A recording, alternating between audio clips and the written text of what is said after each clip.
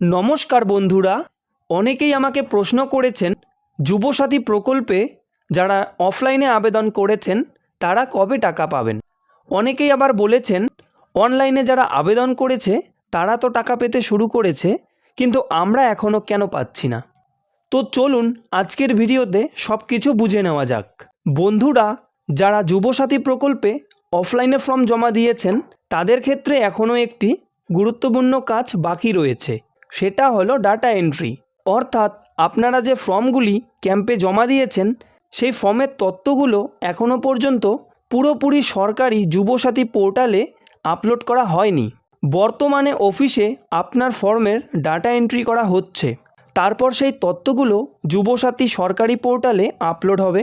এরপর সরকার সেই তথ্য যাচাই করবে, সব ঠিক থাকলে আপনার তথ্য ট্রেজারি অফিসে যাবে, সেখানে ভেরিফাই হবে, তারপর ট্রেজারি থেকে সরাসরি আপনার ব্যাঙ্ক অ্যাকাউন্টে টাকা পাঠানো হবে।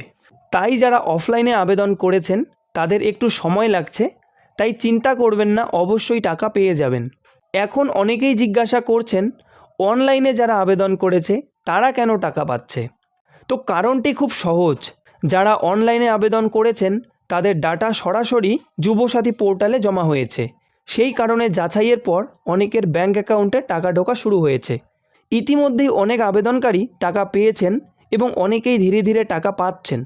তাই যারা অফলাইনে আবেদন করেছেন তাদের চিন্তা করার কোনো কারণ নেই। যখনই অফিস থেকে আপনার ডাটা পোর্টালে এন্ট্রি হবে, তারপর যাচাই হয়ে গেলে আপনার ব্যাঙ্ক অ্যাকাউন্টে টাকা পাঠানো হবে। তো এই ছিল আজকের একটি গুরুত্বপূর্ণ তথ্য। এই তথ্যটি যদি আপনাদের কাজে লাগে তাহলে ভিডিওটিতে একটি লাইক করুন। আর আপনি কি অফলাইনে আবেদন করেছেন নাকি অনলাইনে, কমেন্ট করে অবশ্যই জানাবেন। আমি রিপ্লাই করে সহযোগিতা করার চেষ্টা করব। আর এই ধরনের সরকারি প্রকল্পের তথ্য বাংলা ভাষায় সহজভাবে বোঝার জন্য চ্যানেলটিকে অবশ্যই সাবস্ক্রাইব করুন। ভালো থাকবেন, সুস্থ থাকবেন। ভিডিওটি শেষ পর্যন্ত দেখার জন্য অসংখ্য ধন্যবাদ।